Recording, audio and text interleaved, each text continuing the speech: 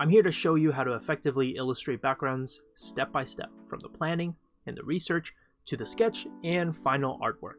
The good news is you don't need to worry about those annoying technical things like perspective or lighting just yet, at least not in the beginning. The trick to making background art easy is starting with big, simple shapes.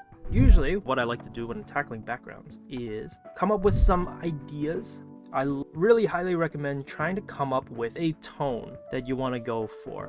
A tone or mood or an atmosphere. So is it scary? Is it going to be cheerful and happy? Is it upbeat? Usually we associate like friendly, cute things with like round, bright, colorful, very saturated. Whereas if I wanted to do something more scary, then the objects that I might draw in the convenience store might be like sharper, they might be more rigid and boxy, and the lighting might be colder as well. Like you'll notice here, the difference between the two color schemes for these backgrounds is that this one here by Nadia Kim, there's like white lighting. It kind of has that like stale, stark look that a convenience store or a grocery store might have. But there's actually a lot of warmth happening inside of the shelves themselves, and everything is very colorful, everything is very bright and round. Whereas if you look at this photo over here, or I hope it's a photo, the lighting here is a lot more cold, it's more blue, it's more teal and turquoise. I actually have a pure ref file open over here where I actually have a few more reference images from or of convenience stores. So you can see it's very like head-on angle at the shelves, and it's just someone standing in front of it, and I wanted this kind of dim lighting and kind of this more glowy neon look to it. And then the next thing is we're gonna do some quick block-ins. I think I'm gonna focus more on the shapes and like the colors and the tone and the mood for our piece today. Now I know that I say quick block, but a quick block doesn't necessarily mean like it's done, it has to be done in like 15 minutes or 10 minutes. It just means that you're not trying to spend too much time blocking in or putting in details. You're trying to look at things from a very macro lens and from a very zoomed out, far out lens. And you're not trying to be nitpicky about all the tiny details, but instead trying to look at things from the larger picture, paint with big, broad brush strokes, and kind of mark things with shapes. So I wanted just a regular old Londoner. He just wants a Slurpee drink, you know, and he found the Slurpee drink. And now he's just texting his friends, and you know, your good old kind of high school Londoner who wears Adidas track pants, wears the North Face style of the puffy jacket. So he's standing in front of like this freezer where there's a bunch of like drinks and whatnot. What I'll do is like I have like bags of chips kind of just like poking out.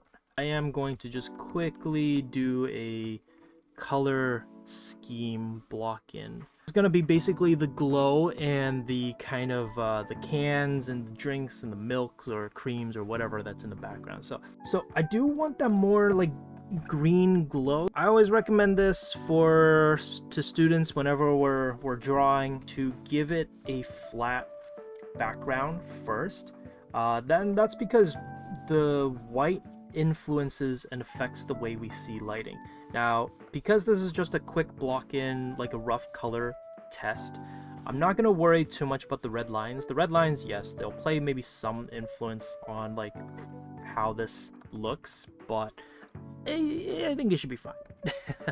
This is where it's going to be fun, where we can like play around with some like different colors and packaging colors here and whatnot. So this is where we can have a little bit of fun.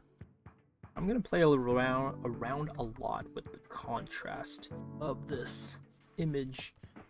So if you guys never tried or never drawn like kind of these shelves before, anything kind of like out of focus, a big key to it is to not have it be too sharp.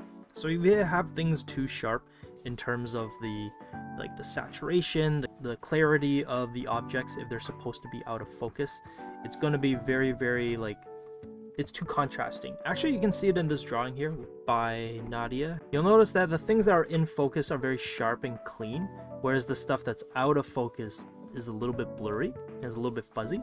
So like the sharpness isn't quite there. Let's give out a very quick 1-point perspective tiles. Nothing fancy.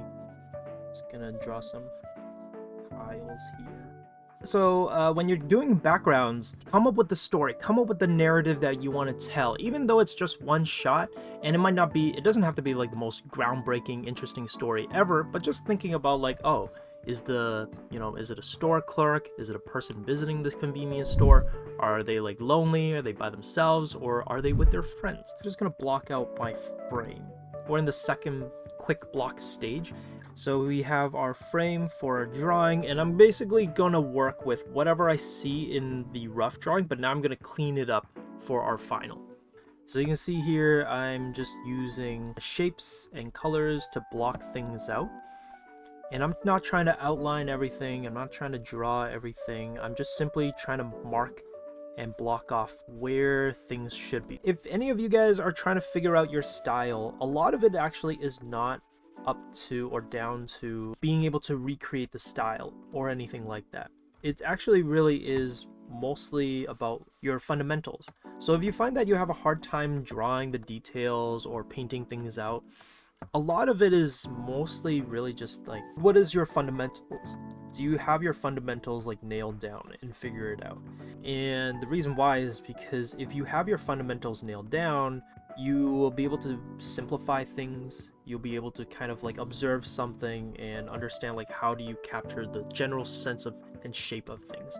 Just gonna kind of put in the cans, and I noticed that a lot of them are kind of in shadow, so I deal with that and figure that out afterwards. But we're just gonna kind of place them in there for now.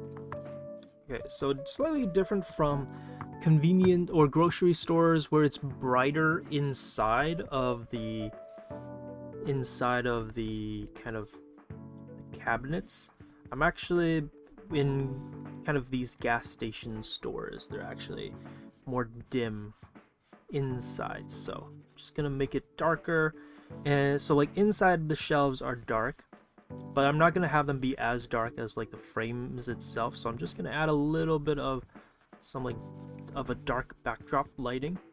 Yeah, so in a sequence like this, for lighting, if you're trying to paint a scenery, don't worry about the lighting just yet, but instead block in everything as flat shapes, kind of like what I'm doing here.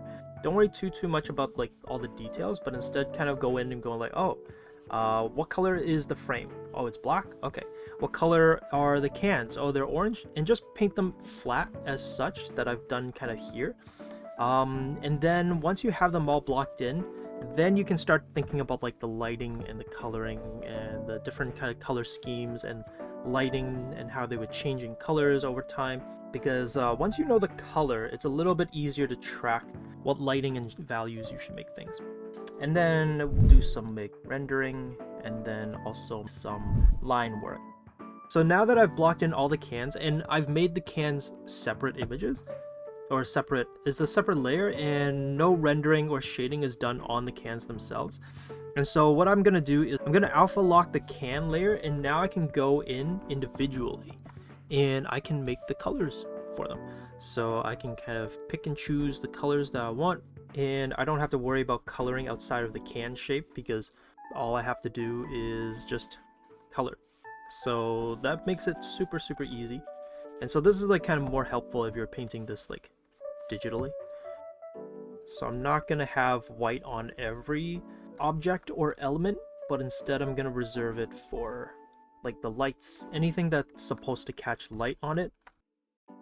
A lot of times lighting doesn't even come down to the blending part. It's about knowing where to put values and where to kind of show that contrast. So if you know where you want like the lighting and where the shadows to be, is your lighting flat? So if it's flat, there's nothing wrong with actually flat lighting. What it'll do is like flat lighting makes things kind of cold and a little bit stale, but that's not a bad thing if that's the tone that you want for your scenario. So if your scenario, you want something to be very flat and kind of rigid, then guess what? That's totally okay to do. It makes your drawing kind of get that tone and sense of scale to it, or sense of a feel in your drawings. If you're new to illustrating backgrounds and you want to try out my method, you can get my easy background art template completely free. and use it as a starter kit to create a simple one-point perspective background just like this. The link is in the description. But right now, I'm basically, everything is reliant on shapes in order to give that sense of kind of like a rendering. Like I'm not rendering things really clean. I'm not using like outlines for the drawing. I'm simply just kind of like marking like the shapes of the objects and with really quick highlights and such. But if I all of a sudden went in and started outlining things, adding details and renderings that didn't really quite work in the beginning, that's when you kind of start breaking the illusion, because the moment you break that agreement with the viewer and you're like, oh, actually I do want to clean it up, the viewer is then going to start demanding or expecting there to be really clean line work. Now, this isn't always the case, but just kind of keep in mind that if you do decide to quote-unquote change the rules, you have to make sure that it's consistent. So I think a lot of people kind of go into background paintings thinking like everything's got to be like blended and perfectly clean, but I kind of wanted to show a more stylized texture approach to painting, which I think is like really cool. I always love this style where it's not exactly too pristine, but there's a little bit of kind of just like playfulness in like the rendering. Okay, I'm just gonna write pine. It's not really any kind of reference to anything, but I'm just like, you know, pine, I feel like that's kind of a cool text to kind of put in here, maybe. Kind of good old like sports drink logo style. I'm just gonna add a little bit of shine to the puffer jacket, just a bit. He's actually supposed to be holding a phone. Okay, in front of here, I'm actually gonna put a blue fill. There we go. Basically what I'm doing here is I'm trying to make it feel like the light is blasting and it's kind of overpowering the glass and all the objects that are there.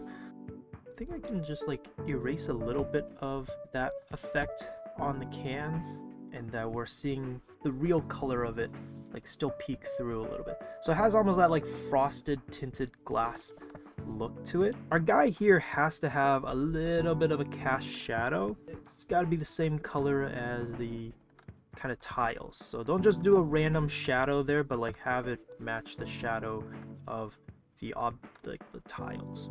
The whole like, you know, I see a statement or a kind of point here where you're like, oh, I can never paint something like this without like the line work.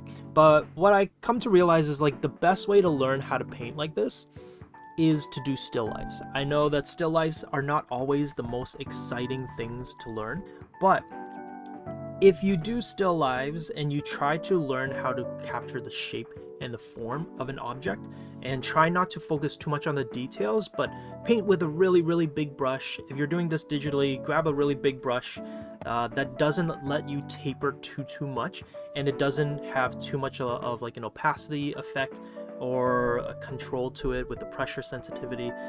Find a brush that's very like square like.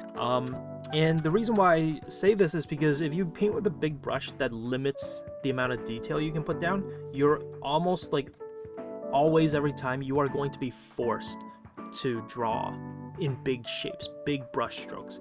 And it'll teach you to simplify, it'll teach you to observe things in the grander scheme of things and from the larger picture. And you'll be able to do things like this, where you don't need to rely on your line work. You can kind of just go at it and see what happens. Want my exact toolkit? Download my free Krita brush guide below. My top 10 essentials plus the 15 runner-ups ready to drop straight into your workflow. If you learned something new, please like and share this with a fellow art nerd. If you love receiving quality and free arts education, subscribe. Here's a couple other videos you can check out next.